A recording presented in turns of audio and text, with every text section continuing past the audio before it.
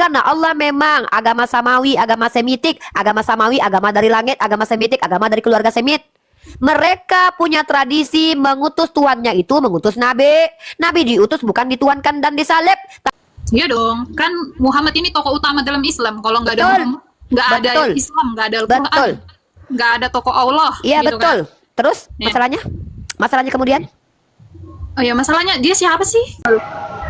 Bermiliar-miliar orang mengaku Yesus Tuhan, cuman kau yang bilang tumbal. Semoga lah Ini kok Kristen kok bilang Yesus tumbal, gimana nih harus nih? Aduh. Coba harus bisa jelaskan. Bisa jelaskan. Oke. Kacau nih Kristen. Semoga gigimu, semoga gigi. Swift.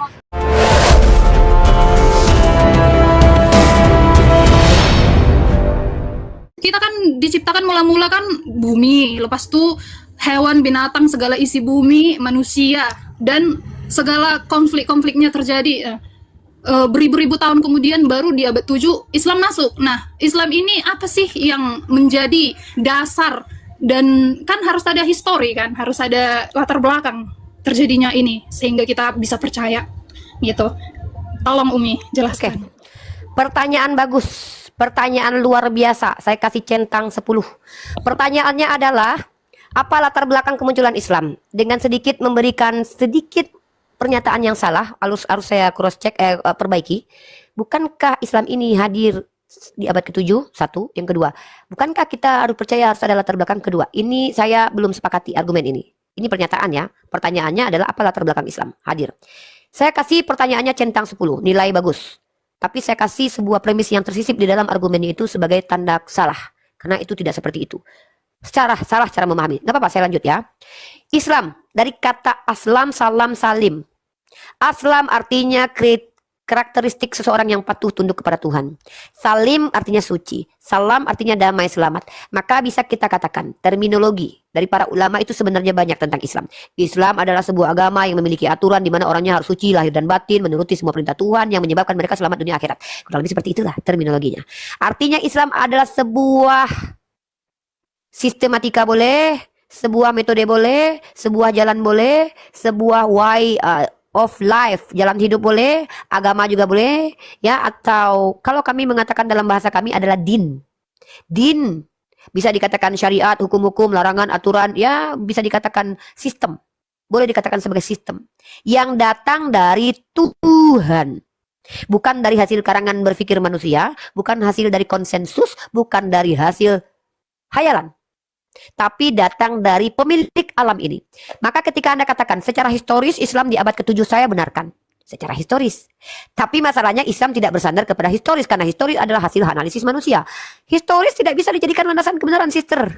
Karena sejarah itu identik dengan human error dan kepentingan politik. Maka tidak bisa disandarkan agama itu kepada sejarah. Enggak dong Uni, kan Muhammad adanya di Muhammad kan memang kisahnya, tokohnya memang benaran ada di abad tersebut kan. Ya, jadi yang Anda salahkan dari argumen saya yang mana? Saya tidak mengatakan bahwa Nabi Muhammad tidak hadir. Secara historis saya benarkan. Jadi yang dibantah yang mana? Ya, tentunya kan Islam memang benaran hadir pada abad tersebut kan. Makanya saya katakan secara historis Islam itu hadir di abad ke-7. Yang Anda bantah yang mana? Human error about history.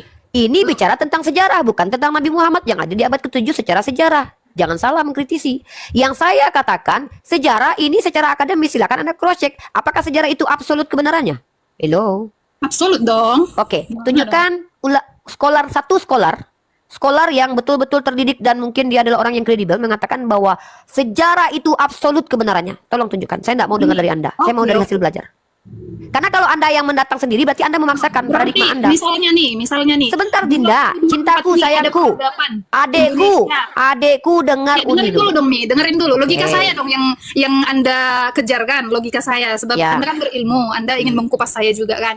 Yes. 2024 ada peradaban negara bernama Indonesia. 2000 sekitar 2080 misalnya tahun mendatang ini Indonesia itu tidak diakui, tidak pernah ada. Kan sama saja kan? Iya, dari mana tahun 2020 ada orang yang tidak mengakui Indonesia? Dari mana dia tahu? Kan pernyataan Uni ini Anda mengerti definisi sejarah, adikku? Ini nggak relate tahu. Ini sama ketika saya bicara tentang ayam, Anda menceritakan tentang babi, nggak ada kaitannya. Saya Gila bicara loh. tentang definisi sejarah. Sejarah itu dalam bahasa Inggrisnya history. Sebenarnya sejarah bahasa serapan dari kata sajarah. Sajaratun, pohon, Iya, tahu. berkesinambungan dari kata ke kata, Betul, mulut ke betul. mulut. Arkeolog, apa arkeolog? Arkeologi, Tapi ada ilmu. Saya ada saya bukti. saya lagi jelaskan. Anda boleh tidak. Kalau saya salah bawa antitesis. Anda salah, saya kritisi, saya bawa antitesis. Saya bicara dari tidak sisi akademik. terima. Uni Saya bilang, kasih data aja ya definisi sejarah ya. oke, baik. Ya, sejarah. Kita buka di sini definisi sejarah, ya. Ilmu yang menyelidiki perkembangan-perkembangan mengenai peristiwa dan kejadian di masa lampau. Apakah Anda katakan bahwa hasil penyelidikan adalah absolut benar? Benar dong, Oke. Ada Hasil penyelidikan absolut benar. Dasarnya apa? Ketika ada yang mengatakan bahwa Ada bukti. Pithecanthropus erectus itu berbentuk babi, lalu kemudian ditemukan rangkaian-rangkaiannya ditafsir oleh para ilmuwan, Anda katakan itu pasti benar? Benar dong, itu kan Nah, ada inilah buktinya. perbedaan kita. Secara akademis tidak ada yang namanya sejarah itu absolut benar. Karena ini berdasarkan penyelidikan. Bagaimana mungkin orang yang tidak hadir di masa itu menceritakan sesuatu yang dia selidiki?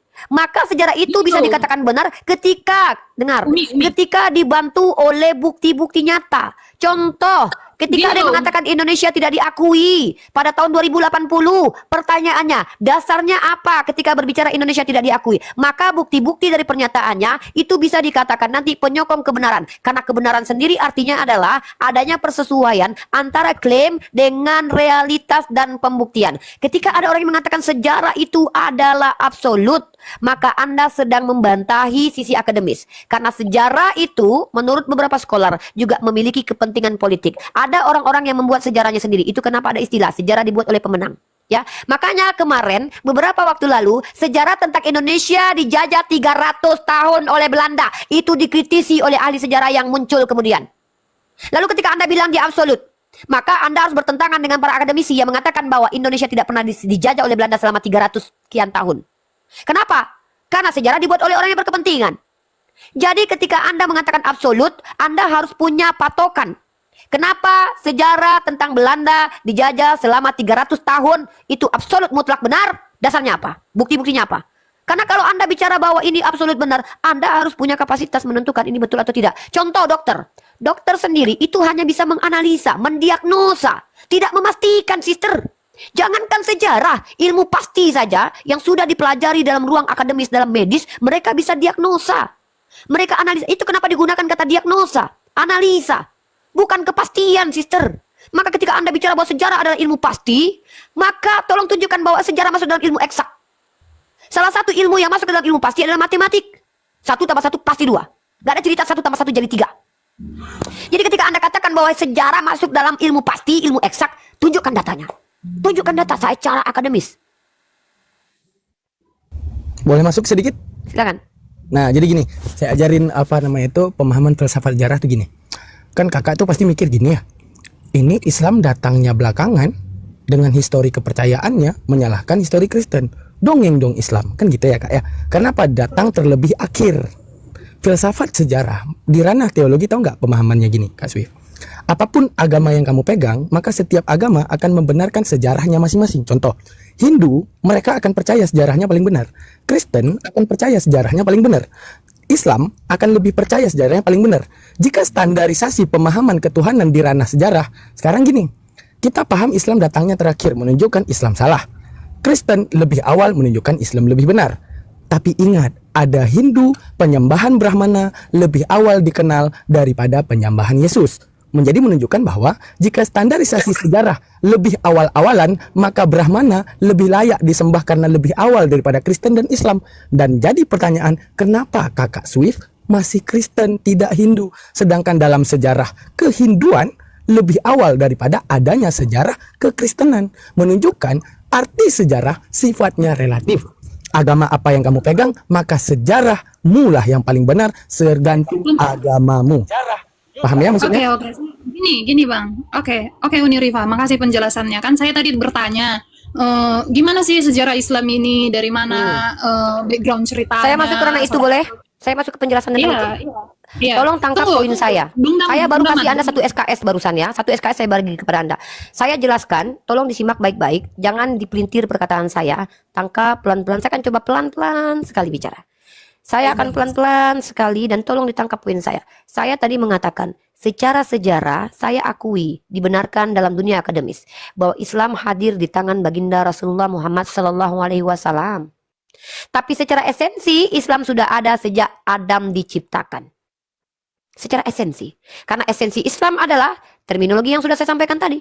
Dari kata Islam salim, mereka adalah sebuah sistematika, metodologi atau pengajaran yang mana orang-orang di situ harus tunduk patuh kepada Tuhan, yang mana mereka itu salim mensucikan secara jasmani dan rohani untuk menjadi asbab mereka selamat dunia dan akhirat. Adam sudah lakukan itu. Adam sudah memiliki esensi itu, maka Adam bisa dikatakan Islam. Karena Adam menurut Islam itu selamat karena dia patuh dan tunduk. Dalilnya mana? Fatalaq wa 'allama Adam al-asma'a kullaha summa 'aradahum 'alal malaikati faqala ambi'uni bi asma'i haula'i in kuntum shadiqin. Maka ketika Adam diajarkan maka diperintahkan kepadanya untuk menyampaikan apa yang diajarkan. Dari Adam diberikan kepada malaikat untuk diperlihatkan kemampuannya bahwa dia mampu mengikuti aturan Allah. Dia aslam. Lalu ketika punya natur dia salah, lalai, khilaf, dia lupa atau dia khilaf atau dia salah, maka Allah mengajarkan kepadanya untuk fatalaqa Adamu bi rabbihi kalimatin fataba alaih. Allah mengajarkan cara untuk bertaubat. Dia ikuti. Beda dengan iblis, sudahlah salah ngotot, ingin menyesatkan pula. Sementara Adam salah, dia bertaubat sebagai bentuk tawakal dan aslamnya kepada Allah. Maka secara esensi, Islam itu sudah ada sejak Adam diciptakan. Secara historis, Islam ada di tangan Nabi Muhammad. Betul. Lalu latar belakang munculnya Islam. Saya sampaikan kepada Anda. Tradisi agama Samawi. Yesus berkata, kutinggalkan salam untuk kalian. Bukan kutinggalkan haleluya, bukan kutinggalkan puji Tuhan, tapi salam. Salam apa? Salam, bukan salam pas. Karena salam dengan kata salam itu diksinya hampir sama. Cuman dialeknya berbeda. Satu bahasa Ibrani, satu bahasa Arab. Tapi maknanya hampir sama. Damai, keselamatan. Maka nabi-nabi itu meninggalkan keselamatan. Menjadi jalan keselamatan. Esensi para nabi, kita masuk di bab yang berbeda. Satu SKS lagi. Nabi-nabi itu menjadi perantara. Menjadi jalan keselamatan. Karena mereka memperkenalkan cara untuk selamat karena mereka menyampaikan firman Tuhan. Dalilnya mana? Di kitab Anda Ulangan 18 ayat 18. Dalam kitab saya itu jelas Al-Quran katakan. Tidaklah yang disampaikan oleh Muhammad ini tidak berdasarkan hawa nafsunya. Melainkan semua berdasarkan apa yang Allah katakan. Sama seperti Yesus. Segala firman yang kau berikan telah aku sampaikan kepadanya. Maka Yesus, Musa, Muhammad ibnu Abdullah sallallahu alaihi wasallam adalah orang-orang yang menyampaikan perkataan Tuhan untuk diajarkan supaya yang mendengarkan salam Islam, aslam, dan selamat. Supaya orang-orang yang mendengarkan pengajaran para nabi, Musa, Isa, Daud, dan Abraham, dan Muhammad, mereka bisa aslam, tunduk, ikut, patuh, bisa salam, selamat, damai di dunia dan di akhirat, salim, mensucikan diri. Inilah esensi dari Islam. Latar belakangnya muncul apa? Kehendak Allah. Karena Allah memang agama Samawi, agama Semitik, agama Samawi, agama dari langit, agama Semitik, agama dari keluarga Semit. Mereka punya tradisi mengutus tuannya itu mengutus nabi. Nabi diutus bukan dituankan dan disalib, tapi nabi diutus menyebarkan ajaran Tuhan untuk diikuti. Ketika mereka diikuti, secara esensi mereka aslam. Mereka Islam. Secara esensi mereka salim karena mengkuduskan diri. Secara esensi mereka salam, damai di dunia, selamat di akhirat. Maka dalam literatur keyahudian yang diterjemahkan oleh orang Kristen, orang-orang yang membawa damai disebut sebagai anak Allah. Maka Yesus kalau digelari anak Allah karena dia datang membawa damai, walaupun berkontradiksi di ayat lain dia tidak datang membawa damai. Dia adalah Islam. Begitu. Nanti kalau muncul Hindu, asal kata Hindu apa? Dari Sungai Sindu. Yang ngajarin siapa? Saya tidak tahu pertama kali. Muncul Kristen dari kata Kristus. Munculnya Kristus kapan? Dari translate bahasa Mesiah. Mesiah artinya yang diurapi, Kristus artinya yang diurapi. Siapa dia? Yesus. Maka Kristen tidak pernah ada sebelum Yesus itu hadir. Maka Hindu tidak pernah ada sebelum Sungai Sindu diberi nama Sindu. Begitu. Maka Islam apapun bahasanya, mau bahasa Ibrani Shalom, mau bahasa Arab Islam, esensinya sudah ada sejak pertama manusia diciptakan bernama Adam. Sama seperti keberadaan Allah telah ada sebelum kata ada itu ada. Allah tetap Tuhan sebelum kamu diciptakan sebagai manusia. Tanpa pengetahuan kita, sebelum kita mengetahui Tuhan itu ada, Tuhan sudah ada. Itu namanya esensi. Silakan. Gini Umi, boleh nggak? Kan yang membawa tokoh utama dalam Islam itu adalah Nabi Muhammad, gitu kan? Betul. Boleh nggak dijelasin nih lahirnya, terus kisah hidupnya, perjalanannya dalam menyebarkan agama Islam? Baik. 12 Rabiul Awal jatuh pada hari Isnin, Nabi Muhammad dilahirkannya.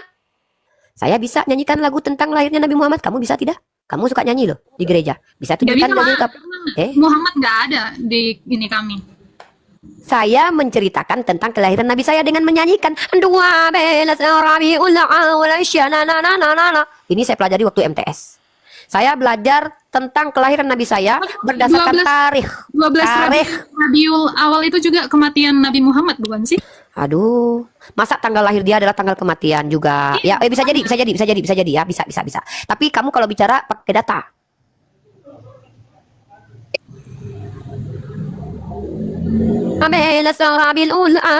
Saya tahu lah. Nah, ini berdasarkan apa? Tarikh.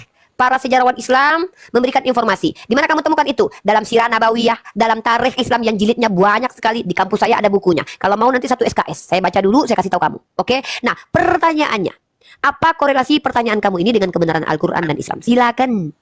Iya dong, kan Muhammad ini tokoh utama dalam Islam. Kalau nggak ada Betul. Muhammad, nggak ada Betul. Islam, nggak ada Al-Quran, Betul. nggak ada tokoh Allah. Iya, gitu betul. kan. Terus Ya. masalahnya kemudian? Oh ya, masalahnya dia siapa sih?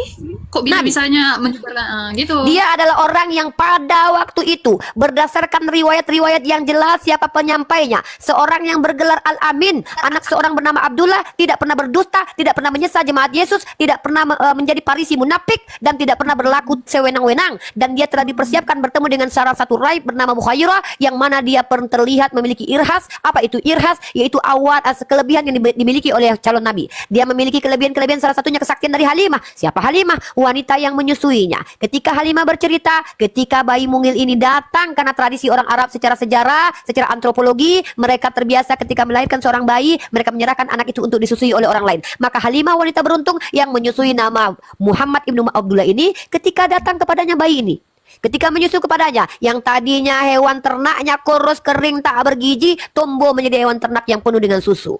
Ada perubahan signifikan yang dialami oleh Halimah. Siapa yang bilang? Halimah sendiri. Riwayatnya mana? Para sahabat, para ulama kemudian mendapatkan informasi ini dari Halimah sendiri. Halimah yang berkata, ketika anak ini datang ke keluarga kami, kata Halimah, bahwa anak ini membawa keberkahan. Maka informasi ini harus berkesinambungan. Dari Halimah, siapa lagi yang bicara? Halimah membicarakannya kepada orang-orang Arab pada waktu itu. Orang-orang Arab pada waktu itu mulai menyampaikannya menjadi riwayat. Ini yang menjadi sebagai sejarahnya Islam, atau tarikh, atau riwayat. Maka kami umat Islam tidak terima. Singkat sekali ya sejarah Islam ini ya. Loh, lalu apa kabarnya? Apa masalahnya dengan kebenaran? Kalau singkat sejarah Islam, lalu masalahnya apa? Itu menjadi hal yang menjadi asbab itu benar atau tidak Islam apa gitu? Emangnya kebenaran itu sejarahnya harus panjang gitu? Oh iya dong, harus dibuktikan oleh zaman dong. Coba tunjukkan definisi kebenaran itu harus memiliki sejarah panjang. Karena kamu tahu tidak sejarah tentang maling kundang yang masuk ke dalam kategori mitos. Kalau saya ceritakan panjang ini, kamu bisa tidur ini. Pada suatu hari, sewaktu itu seorang anak bernama Malin duduk bersama ibundanya melihat sebuah kapal pesiar. Ini bisa 2 hari 2 malam loh. Berarti Umi mengerti kan Muhammad ini kisah dongeng dong. Nah, apa yang membedakan dongeng dengan sejarah? Makanya saya katakan, sejarah diikat dengan orang-orang yang menyampaikannya harus jelas. Sementara dongeng, informasi yang kamu tidak tahu siapa pertama sekali yang menyimpulkan. Dalam dunia akademis, makanya saya ajak kamu masuk ke ranah akademis. Dalam ranah akademis, ketika kamu membuat makalah, yang dibutuhkan oleh dosenmu itu bukan apa yang kau sampaikan, tapi literasinya. Siapa pemberi informasi? Bagaimana karakteristik si orang pemberi informasi? Bagaimana biografi dari orang pemberi informasi? Apakah dia tukang dusta, tukang cendol, tukang jual jengkol? Jangan-jangan dia adalah ODGJ. Kok percaya kalian? Maka dalam Islam ilmu, aduh sebentar dulu. Maka bentar dulu. Ini 3 SKS loh. 3 SKS harus dipahami dalam durasi waktu sesingkat-singkatnya. Aku lebih seru nggak berdebat dengan aku nanya dulu. Kamu tidak berdebat dengan saya. Iya, Sejak seru kapan nggak saya berdebat? sayang. Saya sedang mengajarkan kamu. Saya tidak sedang berdebat. Saya tidak merasa berdebat karena kamu tidak mendebat apapun dari saya. Seru nggak? Oke nggak? Tidak ada dari tadi saya merasa didebat karena kamu tidak sama sekali masuk ke ranah pemahaman yang saya sampaikan itu. Kamu tidak mampu debat. Komunikasi yang Komunikasinya asik, seru sih nggak seru sih karena iya, soalnya kamu ada nggak yang di bawah nih bilang kamu belajar lagi dong untuk ini. Asik-asik. Swift, kamu asik. Terus tuh, Kamu saya datang asik, ke sini cantik, untuk manis, menghina, bercetar, membahana. Tunggu. Kita sapa dulu tamu kita, Bang Soleh. Saling menjelekkan Ya, tidak. Bang, Oh, enggak, kamu cantik, nggak ada yang bilang jelek. Siapa yang bilang dia jelek? Berhadapan dengan Daman. Nah, calon Dan ada yang bilang kamu nggak Bang Soleh, ada. Bentar, kita ngomong sama Bang Soleh dulu. Saya datang ke sini bukan mau Ah, cinta. Cinta dulu. Sweet. My baby. Bang Soleh, ada yang mau tanya Bang Soleh? Kepas mute dulu, double. Pertanyaan saya gampang kok, saya gampang banget pertanyaan saya itu. Tapi perlu dipikirkan dan Ini Bang Soleh mau bertanya kepada siapa ini? Kepada siapa? Kepada Islam atau Kristen? Entar dulu lah. Verifikasi dulu Daman. Saya nggak ngerti nih. Iya, maksudnya apa? Nggak, Bang Soleh ke atas ngapain, Bang? Saya pengen bertanya atau pengen menjawab, pengen berdiskusi dengan literatur atau pemikiran yang baik-baik saja. Abang agama apa, Bang? Islam, Kristen, Bang?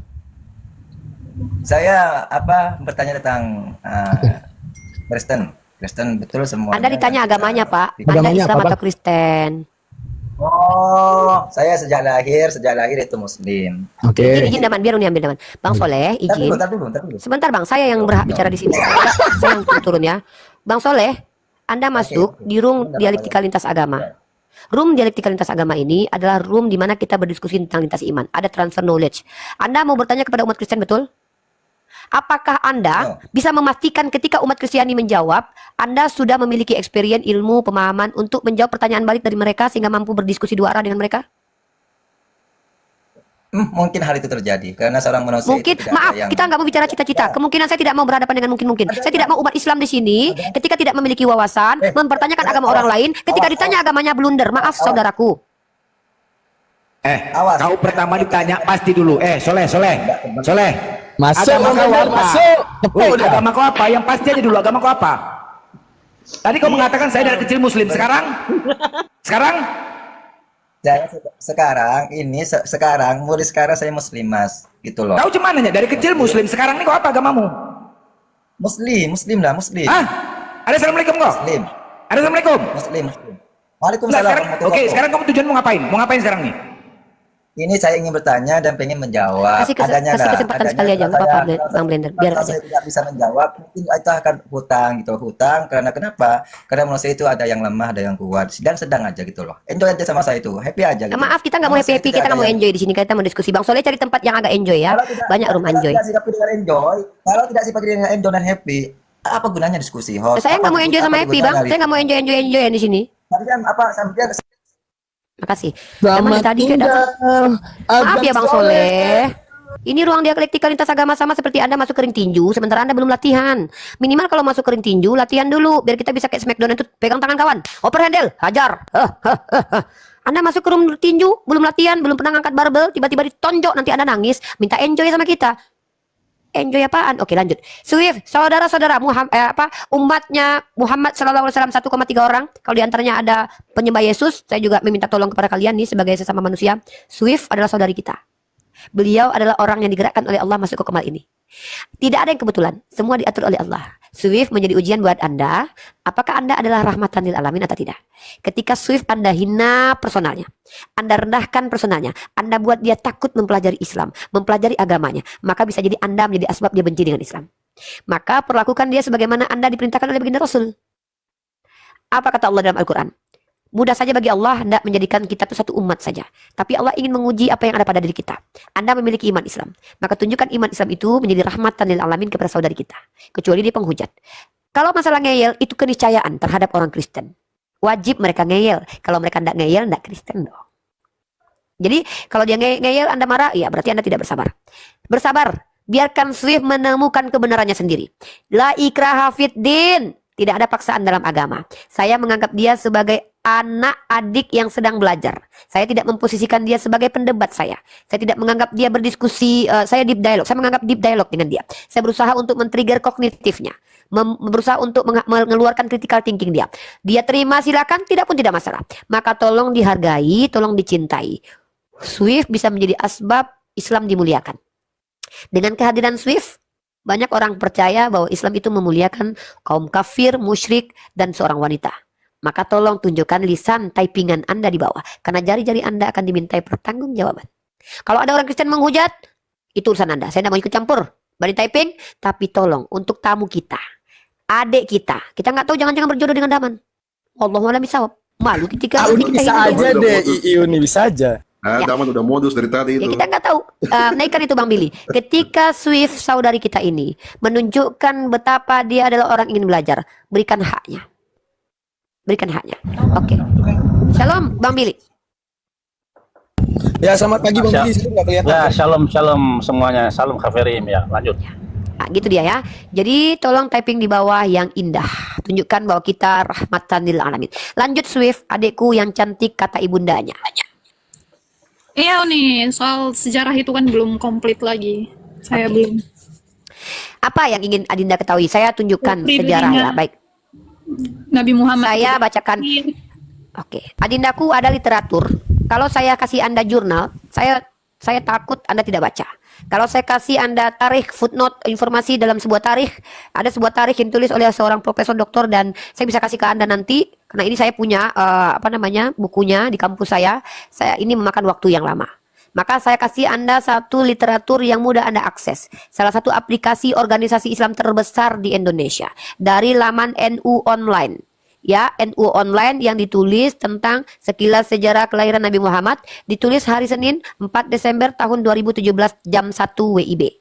Nah, dan kalau kita lihat pengurus dari NU Online, mereka adalah orang-orang yang berada di organisasi NU, yang rata-rata secara kredibilitas mereka adalah orang-orang yang belajar. Pondok pesantren yang mereka tempat belajar, mereka-mereka yang memiliki mazhab Imam Syafi'i. Ya, nah jadi dalam sebuah, saya bacakan. Silakan Anda buka tarikh Nabi Muhammad dalam halaman NU. Anda mau lari ke manhaj salaf, Anda akan menemukan literasi yang sama. Anda mau lari ke Islam, tafsir Islam, tetap menemukan sejarah yang sama. Ya, saya sampaikan di sini dalam sebuah riwayat. Jadi website ini menampilkan literasi lain yang Anda boleh cross check.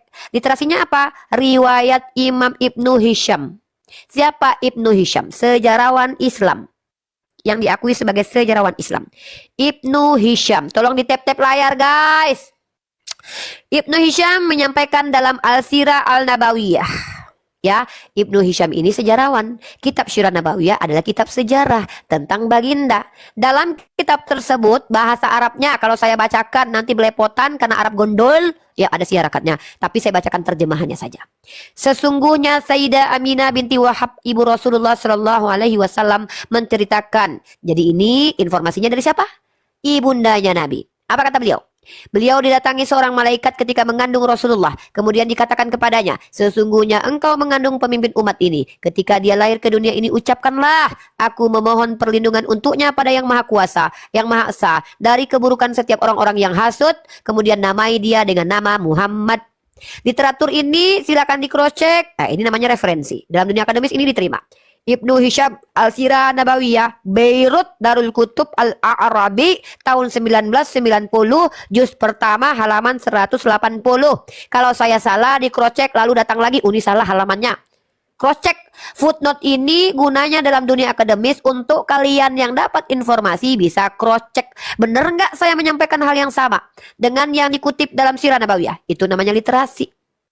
Menurut para ulama, tidak diketahui seorang pun dalam bangsa Arab yang menggunakan nama ini sebelum Rasulullah Shallallahu Alaihi Wasallam. Ketika Abdul Muthalib ditanya oleh seseorang, masa maita ibnaka, akan kau namai apa cucumu? Abdul Muthalib menjawab, Muhammadun. Kemudian orang itu bertanya lagi, bagaimana bisa kau menamainya dengan nama yang tidak seorang pun dari nenek moyangmu dan kamu pernah menggunakannya? Abdul Muthalib menjawab, sesungguhnya aku mengharapkan seluruh penduduk bumi memujinya. Ini termaktub di mana percakapan ini? Dalam kitab Imam Al-Muhaddis Abdurrahman Al-Suhaili.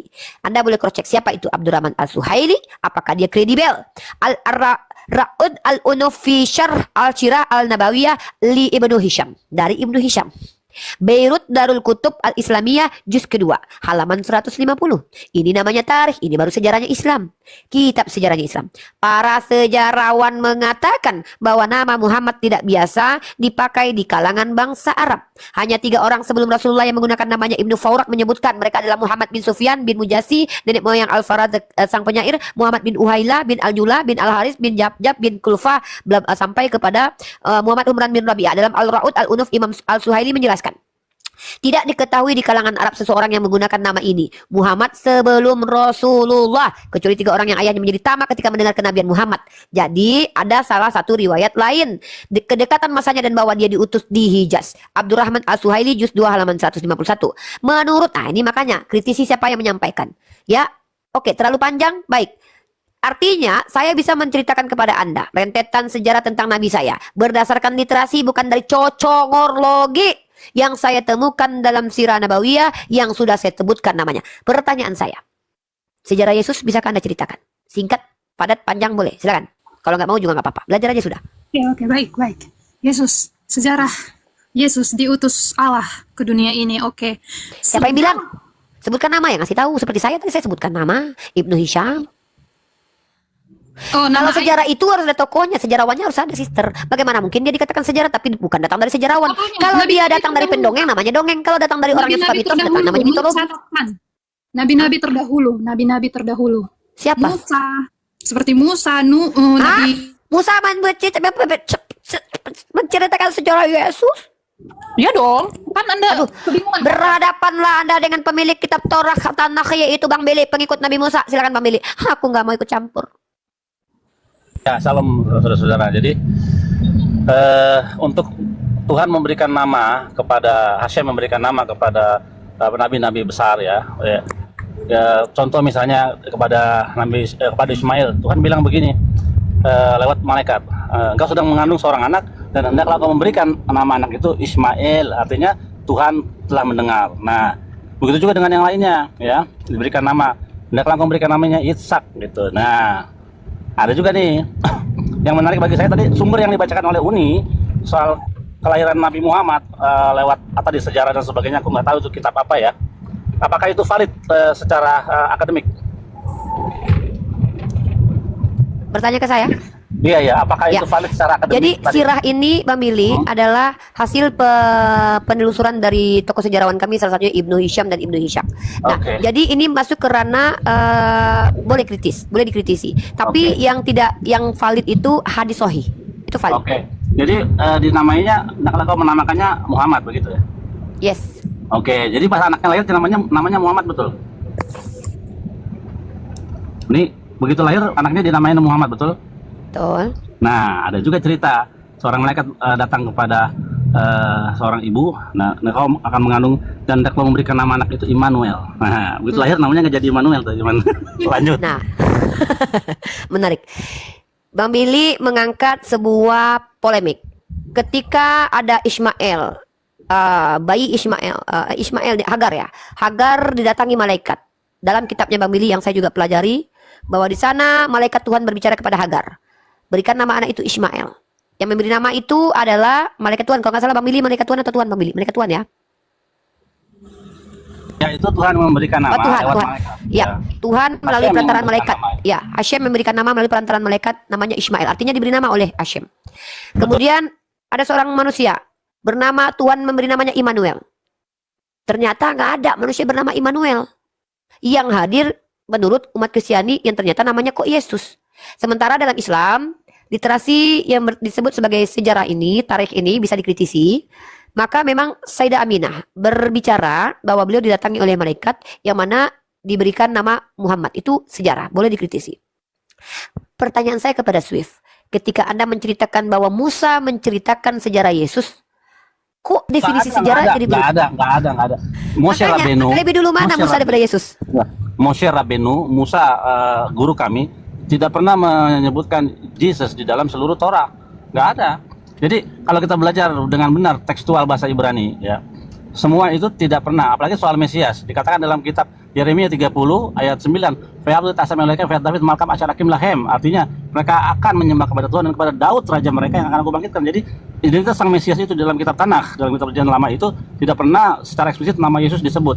Tapi kalau nama Daud ada gitu. Jadi tidak pernah ada di dalam seluruh Tanakh ya. Kitab orang Yahudi ada Yesus di situ, nggak ada. Tapi dianggap, diambil, disimpulkan, dirasa-rasakan itu kepada Yesus. Tapi sebenarnya nggak ada. Iya, itu menceritakan tokoh Yesus, walaupun tidak Gimana? disebut nama Yesus. Ini Bang Billy, Iya, Bang nggak Tapi bisa itu begitu. menceritakan tokoh Yesus yang akan datang lahir ke dunia. Nggak bisa begitu dong. Bang Harus Billy, ada tertulis namanya. Apa? Dia pun dibilang Immanuel, sebutlah dia Immanuel. Oke, Immanuel bukan bisa di Yesus, karena dia banyak. bentar dulu. Immanuel bukan di Torah. Immanuel bukan di Torah adanya di Mengerti kitab. nggak sejarah Yesus katanya? Tadi kan si Unirifa ini nanya gimana ceritanya Yesus katanya. Ya, iya dong, kan ada nabi-nabi terdahulu yang menceritakan bahwa akan ada datang Gagal seorang. paham dia Daman dan Mamili, tunggu dulu izin minta maaf. Dia itu gagal paham definisi ulangan sejarah. 18, ayat 15 ayat Enggak, 18. maksud Daman kan Bang Billy belum kenalkan dirinya kepada Kak Swift bahwa Bang Billy ini orang Yahudi, pemilik asli kitab Perjanjian Lama Kakak. Paham ya maksudnya? Saya juga mengimani perjanjian lama. Gimana sih, Bang? Nah, pemilik aslinya di atas kakak. Paham? Lanjut. Swift, kamu gagal paham tentang sejarah. Bagaimana mungkin orang yang tidak pernah ada masuk dalam saya sejarah dan jelasin diceritakan oleh dulu. Musa, dia aja tidak pernah hadir. Yesus itu belum pernah hadir kecuali dia sudah dilahirkan dan diberi nama Yesus. Kamu Itu bicara kan tentang sejarah Yesus tapi sebelum dia ada. Bagaimana mungkin sejarah bisa dikatakan? Dengar dulu, kamu tahu tidak sejarah? Kamu aja udah gagal paham tentang sejarah. Masa Yesus diceritakan sejarahnya oleh Musa? Makanya saya Di bilang mana tadi, Musa dari Yesus? Kok Uni singkat banget sih cerita tentang Muhammad? Kok nggak ada yang Tidak ada korelasinya. Kok singkat Seperti amat itu. ya nggak apa-apa. Mau singkat mau panjang mau pendek nggak ada kaitannya. Pertanyaan saya, nggak menyela Nabi Anda singkat seperti bukan itu. masalah Nabi menyela saya- atau tidak. Anda itu Saya gagal paham lanjut. tentang sejarah. Mana lebih dulu hidup Musa atau Yesus? Jawab jujur. Yesus kemanusiaannya memang Mana tunjukkan nama Yesus dalam kitab Torah. Jelas kan dah Alfa dan Omega di Wahyu, aku yes, awal dan Alpha akhir. dan Omega, awal dan Wahyu akhir. itu kitab apa? Wahyu itu kitab apa? Iya. Hei. Kitab suci lah perjanjian baru, pengenapan firman. Saya minta Iya. nama Yesus sebagai Tuhan dalam kitab perjanjian lama supaya bisa dikatakan dia tokoh sejarah dalam kitab perjanjian lama. Orang yang nggak pernah ada, namanya nggak pernah ada sebagai Tuhan, tiba-tiba kalian bilang dia diceritakan oleh Musa. Kalian memang terkadang kalian memang sengaja Nah, buat Anda bilang pintar kalian. tokoh Yesus kan tokoh Yesus yang diceritakan Mana nama Yesus dalam perjanjian lama? Bang Blender dalam masuk. perjanjian lama. Bang Semua Blender nabi kerja yang masuk. ada di perjanjian lama itu menceritakan tokoh Yesus yang akan datang ke dunia ini. Gimana sih? Makanya ada nubuatan nabi-nabi. Blender kalau nggak kerja pecat teman. Blender masuk. Bang Ben. Oh, Bang Ben. Halo, Nabi ya. Muhammad kenapa singkat banget ceritanya? Cuman antara keluarga-keluarga aja yang menceritakan, kan nggak hebat. Jadi gitu. coba-coba Immanuel tuh di kitab Torah atau di kitab apa? Coba tentang Immanuel ada di kitab apa? Begini ya. Ya, Swift ya, maksudnya gini loh. Aduh Kepas jangan ngomong dulu. Kepas diam dulu. Swift. Kamu tadi ditanya sama Bang Bele, Immanuel itu ada di kitab mana? Dan tolong tunjukkan nama Yesus Immanuel sebagai tuh tokoh ada di sejarah dalam kitab perjanjian apa? lama. Ya Di kitab Allah. Torah atau Nevim atau Ketuvim? Dia harus disuntik. Dia harus pakai gelang ungu ini. Ayo, saya mau Immanuel, tes ke... coba Ya. abang tahu nggak di mana ayat itu? Hari Oh, hari saya- ini ma- hari ini makanya telah saya- lahir bagimu. Iya, iya. Sekarang saya mau Di tes kitab mana itu? kekristenan. Saya Di mau kitab tes mana itu? kekristenan. Saya lupa. Ya. Iya, kamu Saya bertanya mau Bang Bele tes. menjawab. Jangan diulang-ulang pertanyaannya. Dia belum jawab, kamu tanya lagi. Saya mau tes ke Ada di situ, yang ada di kamu situ. baca Immanuel Alkitab. itu ada Astagfirullahalazim. Anda menunjukkan loh perilaku Anda sesungguhnya. Saya tadi memuji Anda loh. Bang Loh, Billy tunggu itu bentar, bicara. Saya lagi bercakap Biar dengan Ya. Bang Saya- Billy. saya mau- kasih kesempatan Bang Billy. Anda di room kami umat Islam. Kami di sini tidak pandang bulu. Kalau ada umat Kristen, orang Islam tidak berakhlak, kami kritisi. Oke, Bang baik, Billy baik. ini kami hargai sebagai saudara juga. Beliau mau menjelaskan, kasih kesempatan bicara. Aduh, Baik, saya sayang, marah-marah saya sentil juga ini. Aduh. Oke, tadi kamu mengatakan di dalam Taurat ada Yesus tentang Immanuel. Kalau kamu mau belajar benar, kamu belajar Alkitab dengan benar, kamu tahu bahwa soal Immanuel itu bukan di Taurat, tapi ada di kitab Nevim, kitab para nabi yang ada di dalam kitab Yesaya 7. Ya.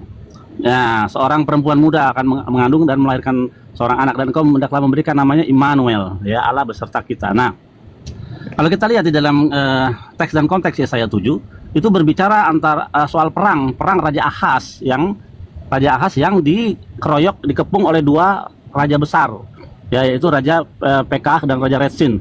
Nah, sedang dikepung. Nah, Nabi Yesaya datang kepada Raja Ahaz Ini cuma dan memberikan sebuah tanda, ya, yaitu seorang anak itu. Nah, Immanuel di situ Tuhan beserta Ahaz dengan Yehuda yang sedang dikepung, sedang memerlukan pertolongan Tuhan. Makanya Ki Immanuel, Tuhan beserta kita, itu beserta Ahaz dengan Yehuda. Kita baca dalam 1 Raja-Raja 15 sampai 16 itu nubuatannya digenapi. Dua raja itu akhirnya mati oleh Raja Tiglat-Pileser III, ya, Raja Assyria. Tuhan mengirim Raja Tiglat-Pileser untuk mengalahkan dua raja yang mengepung Yehuda. Maka nubuatan itu selesai ketika anak itu bisa memanggil mama papa. Akhirnya kurang lebih 1 tahun. 1 tahun setelah itu baru Immanuel, Tuhan beserta kita, terwujud dengan matinya dua raja itu. Jadi tidak menunggu 700 tahun kemudian ke zaman Yesus. Itu penjelasannya. Kita tidak bisa menemukan satu nama Yesus pun di dalam kitab Yesaya 7. Nggak ada Yesus di situ. Begitu cara pandang orang Yahudi memahami kitabnya. Lanjut. Ya, Swift. Aduh, blunder sekali ini Swift nih. Sejarah adalah ilmu yang mempelajari tentang penyelidikan manusia terkait bukti-bukti yang ditemukan, informasi-informasi yang ditemukan. Tiba-tiba Yesus itu tokoh sejarah dalam PL yang diceritakan oleh Musa. Saya tanya dulu Kristen Syariat satu ini. Arus Ayat, Bang Edi Badai, Anda sepakat tidak bahwa Yesus itu tokoh sejarah dalam perjanjian lama? Menurut Anda gimana? Jawab, jangan geng-geng aja jawab. Muka mic-nya. Inilah Nah, Anda saya- Kristen bukan? Dulu Swi, saya mau tanya. Anda Kristen? Anda percaya Yesus sebagai Tuhan? Anda dibaptis? Yesus Ah. Yesus tumbal kok Tuhan sih? Oh Yesus tumbal. Yesus tumbal. Gila nih. Gimana sih? Dasar gila lu. Semoga Tuhan menyertaimu ya Bang, harus hayat ya. Hah? Siap, Tumbal, siap. tumbal.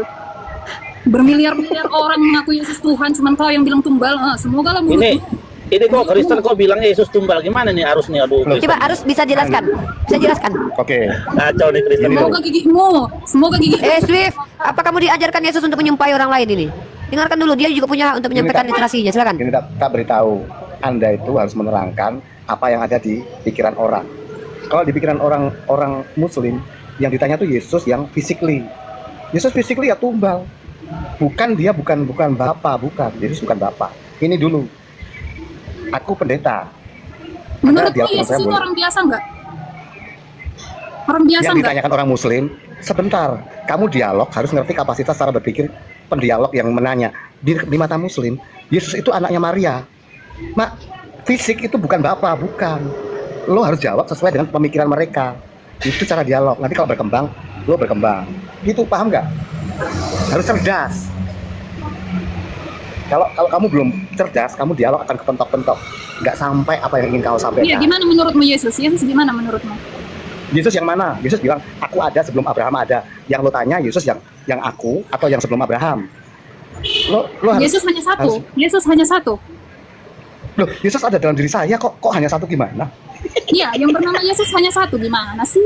Oh, Nah, Yesus yang petinju- sudah Abraham, petinju Filipina. Yesus yang sudah Abraham, Bola di Yesus Filipina, yang namanya di diri Yesus saya. bola. Apa sih? Yesus nafas. Iya, petinju juga ada namanya Yesus. Yesus yang mana? Bukan kayak Muhammad ya Bang. Muhammad di mana-mana iya, mau yang jahat, mau yang bodoh dikatakan. Nah, Kamu fokus Betina, aja. kau dari tadi aku biarkan kau dengan baik ya. Ternyata kau menghujat di sini. Kau bicara dari tadi nggak bawa data, emang kurang ajar. Lama-lama aku, inilah kalian. Ku baik-baik kan kalian tapi kurang gimana ajar sih, kalian. Bi? Saya Kau mau menggunakan minta nama, ada yang bodoh, ada apa? Kau bicara atas dasar apa? Ku biarkan kau dari tadi bertanya tentang agama Islam. Ku hormati kau sebagai perempuan Kristen kafir musyrik munafik. Tapi kau menunjukkan bahwa kau di sini hanyalah sebagai binatang. Turunkan aman, turunkan betina ini. Muhammad saya Kau kalau kau bicara dari tadi nggak pakai turunkan betina kurang ajar ini. Dia nggak tahu yang bicaranya ini sama Kristen ini. Bang Arus Hayat ini kan juga Kristiani. Makanya Kristen yang pemikirannya sehat. Nah dia bicara sesama Kristiani tapi Mari kita sapa dulu Bang Nabi Andreas ini yang Muhammad. hampir mulai tercerahkan ini ya. Selamat Ya. pagi. Jangan, saya punya tanduk Daman. Saya bersabar Halo, menghadapi selamat orang-orang pagi. yang betul-betul ingin mengetahui ilmu pengetahuan. Kalau sudah menghujat kau turun kau. Enggak, ini Bang Andreas, ini Bang Andreas. Bang Andreas. Selamat pagi Bang Andreas. Selamat pagi, salam kenal semuanya. Ya, ini tahu ya Bang Andreas ya. Beliau udah mulai ragu tentang ini Yesus adalah Tuhan. Halo Andreas, apa kabar? Baik, baik, puji Allah. Apa kabar, Bu? Sehat alhamdulillahirabbil alamin. Hina saya, hujat saya, nistakan saya, fitnah saya tersenyum. Tapi nabiku kau hina tanpa dasar, tanpa ilmu pengetahuan, mati kau, turun kau. Tidak. Saya bukan Enggak, bukan Anda Andreas. Betina tadi, betina tak bermoral tadi. Gua putuskan nggak jadi gua kawin sama betina tadi. Bye lu. Silakan saudaraku Andreas. Saya adalah orang yang reaktif. Saya sesuai dengan yang kalian lakukan. Saya sangat tidak suka penghujatan terhadap para nabi. Karena para nabi adalah orang yang dimuliakan oleh Tuhan Rabbul Alamin. Ya, saya tidak mau azab Allah turun ketika saya membiarkan para penista pemakan babi menghina para